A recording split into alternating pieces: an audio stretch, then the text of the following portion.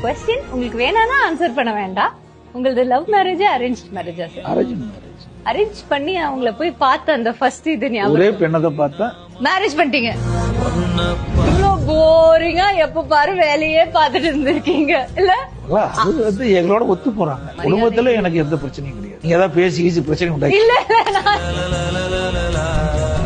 நான் ஃபர்ஸ்டே சொன்னேன், நீங்க சிரிச்ச மாதிரியே இருக்கீங்க, சிரிச்சிட்டே பேசுறீங்க. உங்க வீட்ல உங்க மனைவி உங்க சிரிப்பை பத்தி என்ன சொல்லுவாங்க? கல்லூரிக்கு போறதே ஒரு ஸ்டைலா போவீங்களா? ஸ்டைல் எல்லாம் கிடையாது. என்னுடைய வேலை பளு. ஆ. அப்ப நான் வந்து ராயல் என்ஃபீல்ட். உங்களுக்கு பைக்கா காரான்னு இப்போ சும்மா ஒரு கேள்வி கேட்டேன்.